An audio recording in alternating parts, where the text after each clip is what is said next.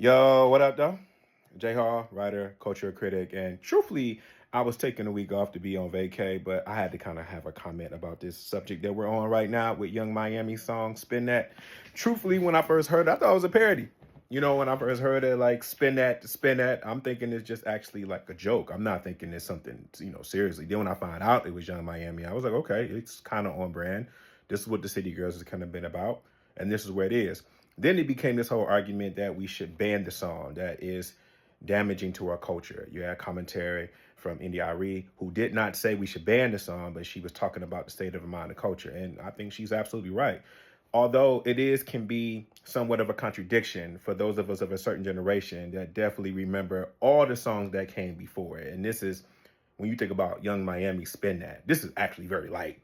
I definitely remember Annie Up, Get That Fool. And that was very much so blunt. Take chains off, get that dude. And not to mention all these other songs that we've had over the years. However, do these records have an influence of us?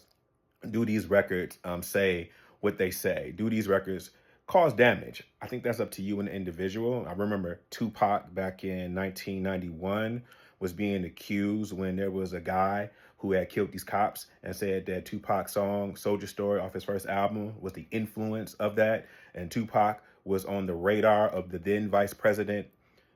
Who was the vice president under George Bush at that time? I can't recall right now, but it was a lot of heat. Hip hop has always had this struggle with, are you causing people to do this damage? Music in general, okay? Heavy metal before it, other genres of music, blues was being called the devil's music, especially jazz. But hip hop, it just can't shake it, unlike the other genres that I just mentioned. But when I hear Spin That, and I hear what Young Miami is saying, it's kind of on brand. It doesn't make me upset. It doesn't make me feel any type of way. And if we're actually talking about that there's going to be people out there who are going to be influenced and going to be scamming on that, for me, that represents the individual that you already are, and you're just leaning on this.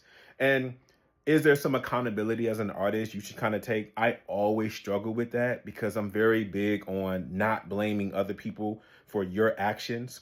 But I do got to understand that there's a position that I have and I've always been blessed with where I didn't necessarily have the type of influence that would make me go out there and do anything wrong. I understood that what I was hearing was for entertainment, or it might get me riled up and feel a certain type of way, but not actually go out there and commit an actual crime or want to be a scammer or whatnot. But look, scammers or people, everybody's going to have their anthem. My question is, as we keep going down these slopes, how far down are we going to go to the question of, no, we can't do that? And that is something that we cannot perform or we cannot have.